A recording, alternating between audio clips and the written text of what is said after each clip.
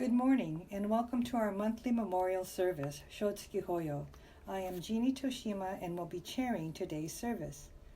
On the first Sunday of each month, we conduct a monthly memorial service in honor of those members of our Buddhist community that have passed away during the respective month in which the service is being held. Sensei will now read the names of those who have passed away and in whose memory we are dedicating this morning's service to. This is the point where I actually read the names of our friends on our August Shotsuki Hoyo list. So these are the people we know who have passed in the month of August. If you lost someone in the month of August who is not on our list, we'd be happy to read their name every year, the first Sunday in August. So let us know if you've lost someone in the month of August who we might remember on this Shotsuki Hoyo list in future years. Reading now for the year 2021, our August Shotsuki Hoyo list. First, Akita Sawako, Arai Fumio, Arashige Matsumi, Baba Oka Misako, Fuji Ruth Reiko, Fujimori William, Fujimoto Edward Hitoshi Fuzzy Fujimoto, Fujitaki Tom Takashi, Fukumoto Ritsu, Furumoto Fusae, Goto Chiyoso, Hamada Hiroshi, Hamano Yukie, Harabe Mikio, Hayashi Mika, Ige Gien Catherine, Ito Haru, Kamoto Hoichi, Kawahara Kumataro, Kawamoto Aki, Kawamoto Rikizo, Kawamoto Toshiko, Kawasaki Toshio, Kimura Kiwa, Kitani Kazuo, Kobayashi N, Kobayashi Kenjiro, Konishi Hisato, Konishi Jo, Konishi Kanichi, Koro Hakomi, Koro Kotaro, Mikiuchi Osamu, Marumoto Satsu, Masumoto Kunizo, Matsumura Shima, Miyagi Shima Mariko, Nakamoto Hatsuyo, Nakano Hansuke, Nakano Miyako, Nishiyama Izumi, Ogawa Kameichi, Ogawa Kansaburo, Ogawa Michio, Ogura Kazuko, Okara Kuni, Okara Ryoko, Onishi Ikuo, Oshita Aki, Otani Atsushi, Otani Junichi, Otani Shizue, Oyama Kansaburo, Sakahara Mei Yaiko, Sakai Miyako, Shigeno Kazue, Shimura Kunisuke, Shinmoto Miyokichi, Shubo Itsuyo, Sogi Otomatsu, Sugasawara Hanzo, Tsunara Kazuaki, Takenaka Keinichi, Tanigawa Tamayo, Terazawa Masaichi, Tsuchiya Koto, Umeta Suyeno, Yahara Fusakichi, Yamaguchi Dozo, Yamamoto Kiyoshi, Yamane Kamekichi, Yoneda Hitoshi, Yoneda Keiichi, Yoneda Yuku, Yonesawa Kiyoko,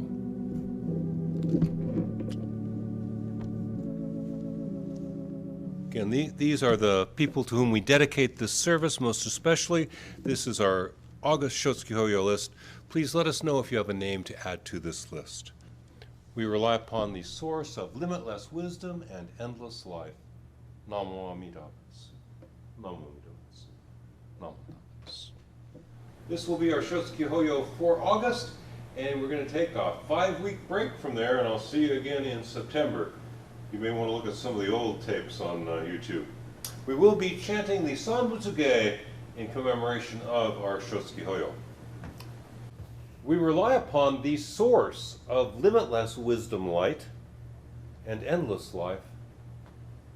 Namo Amida Butsu, Namo Amida Butsu, Namo Amida Butsu, Namo Amida Butsu, Namo Amida Butsu, Namo Amida Butsu, Namo Amida Butsu, Namo Amida Butsu.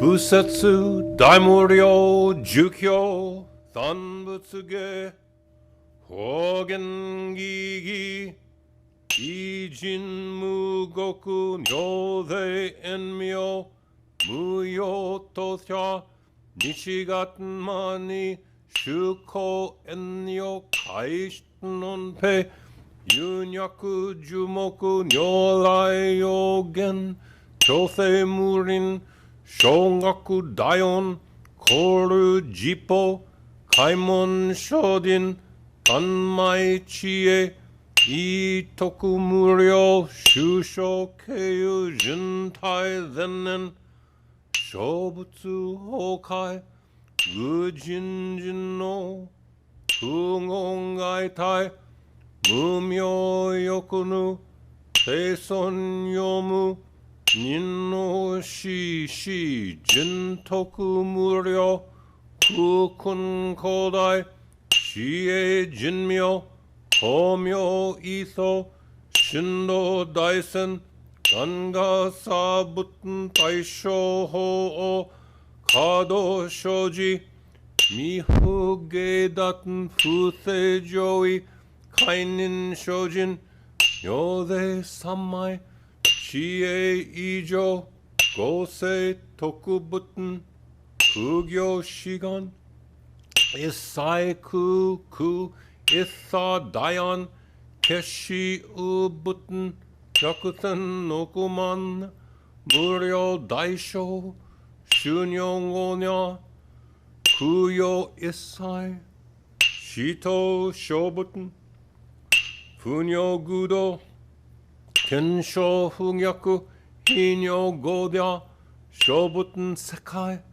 Ufu Kage, Mushu Setendo, Komyo Shisho, Kenshi Shokoku, Nyode Shojin, Ijin Nanryo, Ryoga Tabutsu, Kokudo Daichi, Koshu Kimyo, Dojo Chozetten, Kokunyo Nayon, Nimu Toso, Wato Aimin, Dodaten Isai, Jippo Raisho, Shinnetten Shoujo, Itoga Koku, Keiraku Annon, Kobuten Shinmyo, Sega Shinsho, Hosugan no Hi, Ikisho, Shoyoku, Jippo Seison, Chie Muge, Joryo Shison, Shiga Shingyo, Keiryo Shinshi, Shoku Dokuchu,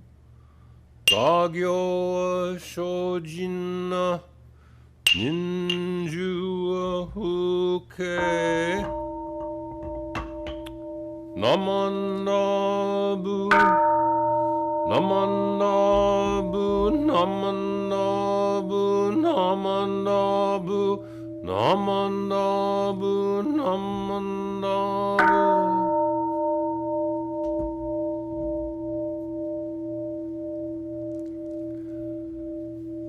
Gani shikudoku, byodo sei isai, don monai shin ojo.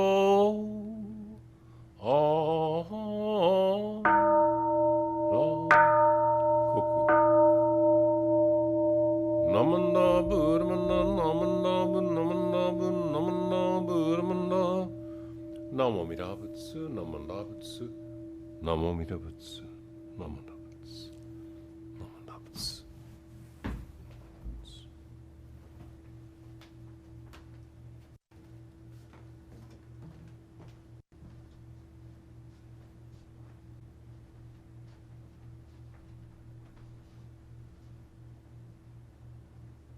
We rely upon the source of limitless wisdom, light, and endless life. Namo Amida Butsu. Namo Amida Butsu. Namo Amida Butsu. Namo Amida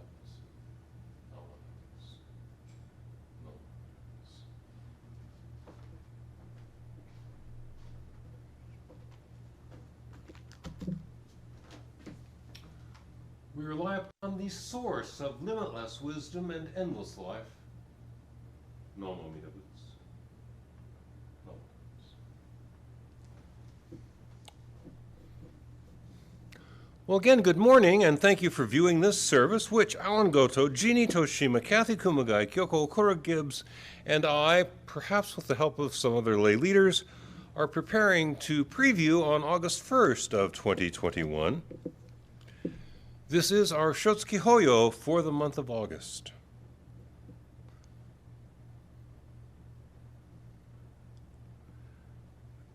Those of you who lost someone in the month of August, please accept my sincere condolences. I am sorry for your loss. I believe that the only relative of mine who passed in August was my maternal grandmother, Irene Pratt Trimmer Rying. She had a hard life. She was widowed in her mid-20s. We were not close, my grandmother and I, but I knew how unhappy she was, and I felt sorry for her, and I wished that could help.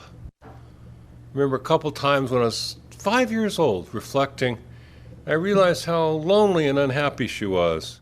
And the truth is that I was lonely and unhappy too at 5. A lot of 5-year-olds are. But I was also reflective, and I knew I could think at the age of 5. I already knew grammar school was awful, but I knew that high school would be better, and I knew that college would be good, and I was right about that. So I knew, okay, I don't have any friends, I'm unhappy, I'm hungry, I'm tired, I'm in a bad mood, but hey, it's all going to get better later. But here's my grandmother. She's unhappy, she's lonely, she's tired, she's probably hungry. It's never going to get better for her. I realized that at the age of 5, and about the same time, 5 or 6, we went to a high school carnival, school carnival for my sister, or my sister's friend, and I remember it's the first time I ever played fish. I was quite struck by it. Here's a game where you win every time, all right. However, what I won was one of those Chinese handcuffs, and I couldn't figure out what to do with it. But anyway, we're at this high school fair, and leaving, we walk through a parking structure. This is like the only twice in the first 20 years of my life I was ever in a parking structure. They didn't used to be that common. But we're walking through a parking structure, and we walk past this car. I think it was a gray Oldsmobile. And my grandmother says, "That's a dignified-looking automobile." And I realized that that's what was missing in her life, that that's what the hardships of her life had taken away from her, was a sense of dignity. The hardships of life can take that away from people, a fundamental sense of being worthy, of having some dignity. Do we all deserve to live with a fundamental sense of dignity and worthiness? I don't know that. I don't know. I know that I wish all my family and friends could live with some sense of dignity. Life is constant change. We can't hold on to anything or anyone. We can't hold on to anything from the past. We can work towards creating conditions which will allow ourselves and others to live with a sense of being valuable, of being worthy, of having worth. We can work towards creating that kind of a society. We can't hold on to or change the past. I can't buy my grandmother that shiny, impressive new Oldsmobile. My grandmother and the Oldsmobile Auto are both deceased.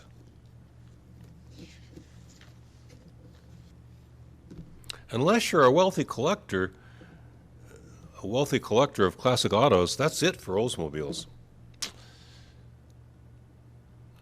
In reality, I guess I do have one of those many people that have some nostalgia for the American automobiles of the 1950s, Chevys, even Fords, and certainly Oldsmobiles. I have some nostalgia for those old 50s cars. Nostalgia can be a good thing. For one thing, it shows us that we don't like constant change. It shows us who we are. Nostalgia can show me that I don't want to let go of certain things. We do not at all want to let go of certain people. And yet we tend to be a bit dismissive about nostalgia, about that natsukashi feeling. But nostalgia is a kind of loss that we let ourselves feel, and so it's important.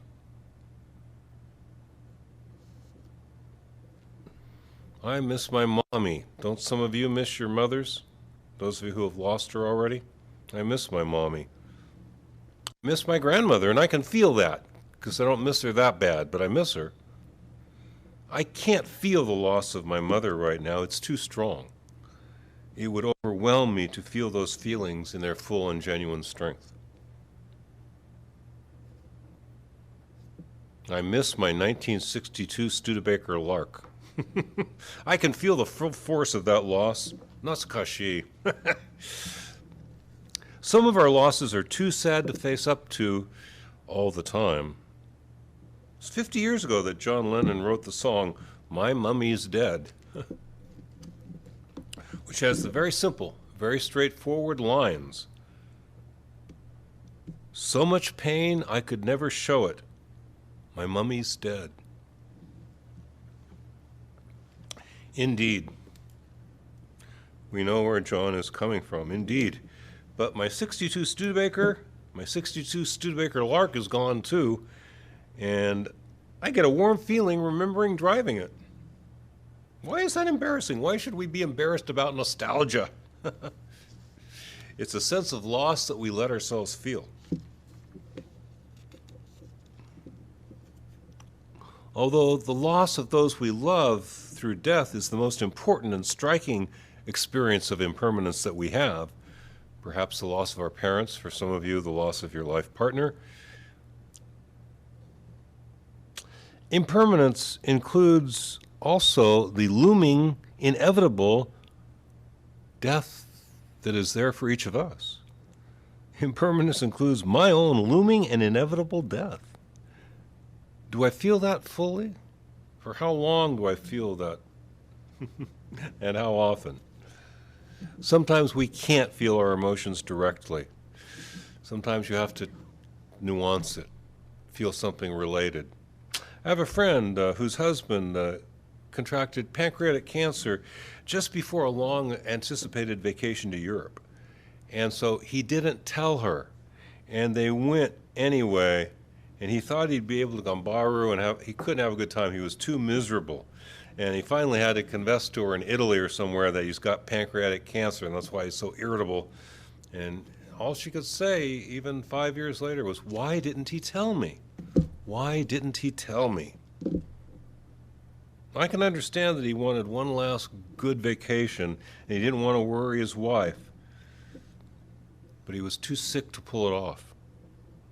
And I think I understand what motivated his wife to keep feeling angry about it. Why didn't he tell me? Because the alternative to feeling that anger was to feel really, really sad.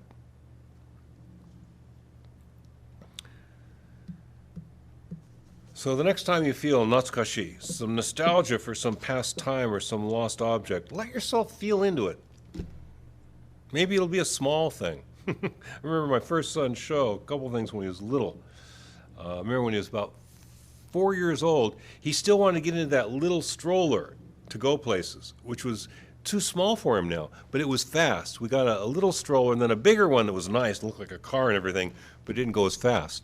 So at 4, he wanted to get into that stroller, but he would not fit into it. I remember him being nostalgic when he was about 8 or 10 months old. I used to carry him a lot, and we had broken off a hanger, one of those hangers you put on the wall, and it broke off and left a big hole in the wall. And that was just at the height when I held the show. It was right at his height. So when I walked in the door, he would just handle that little hole. He found it interesting. This little hole in the wall. That was something that really held his interest at 8 or 10. We had a contractor come in and fix some things. They fixed that. The next time I walked in that room and Show's like, where's the hole? What happened to the hole? He missed the hole in the wall. You can be nostalgic about a hole in the wall. You can miss a hole in the wall. And it's good to get nostalgic about these little things because we, again, can't always feel our big losses. We can't take it in. Can't feel it all the time.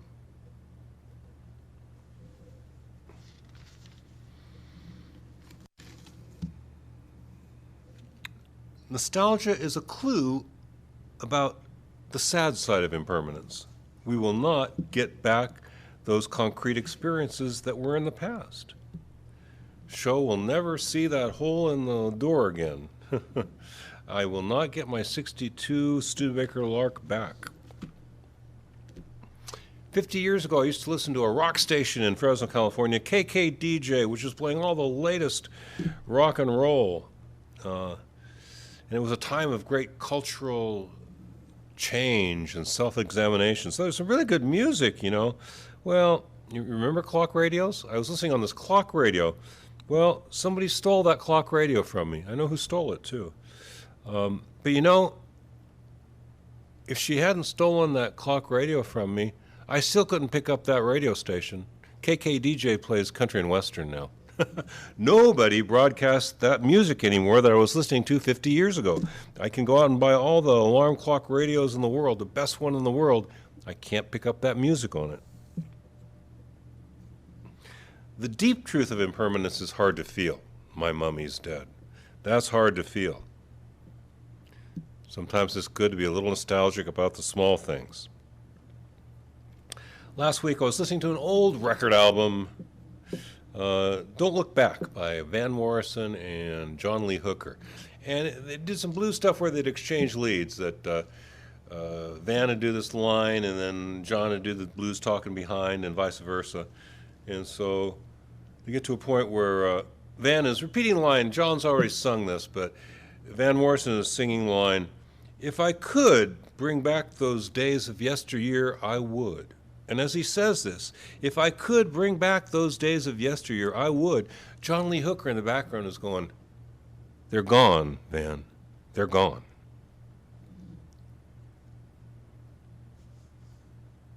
This 83-year-old blues man who's seen most of the people he loved die already. When he tells Van Morrison that those times of yesteryear are gone, they're gone, man. He knows what he's talking about. They are gone. I can't listen to KKDJ anymore. And John Lennon and I both know my mummy's dead. The loss is real. You will never get those old times back. Even children knew that.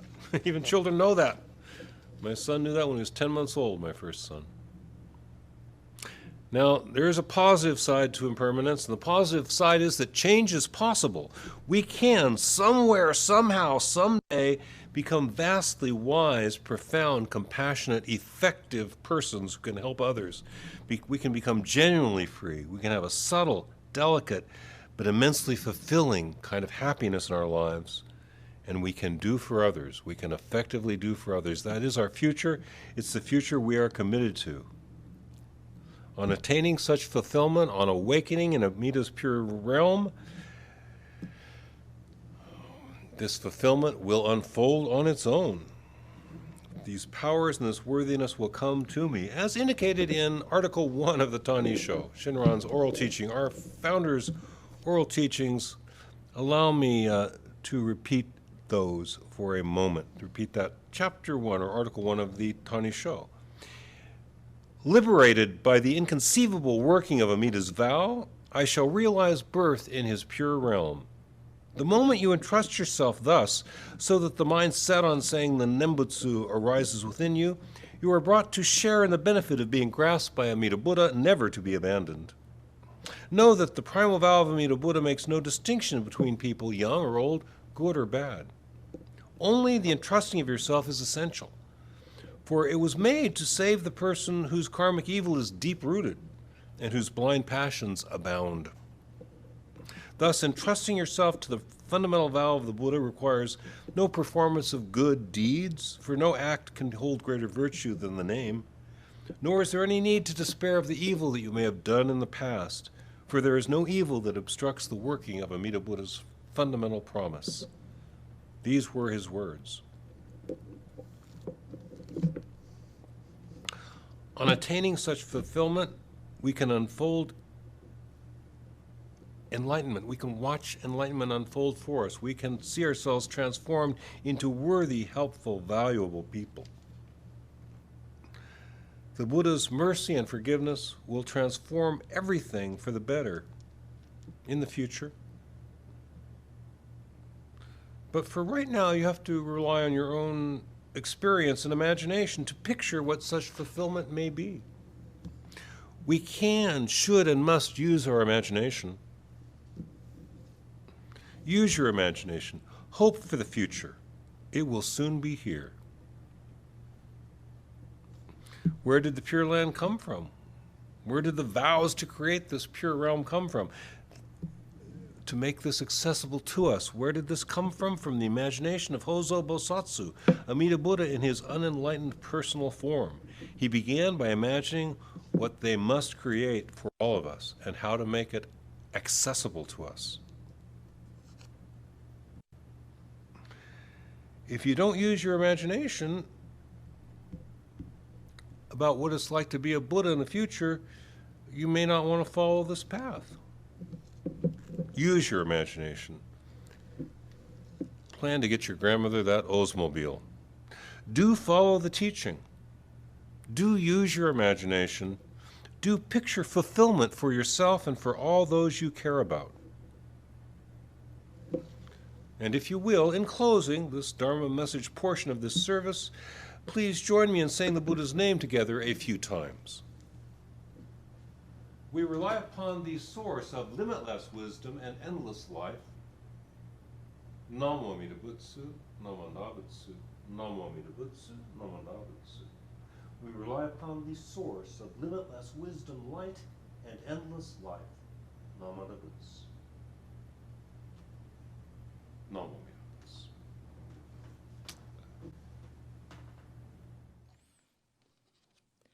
We will now end the service with a closing meditation.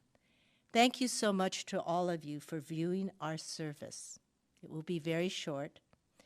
Each morning, we are born again. What we do today is what matters most, the Buddha. Namo Amida Butsu, Namo Amida Butsu, Namo Amida Butsu. Thank you very much.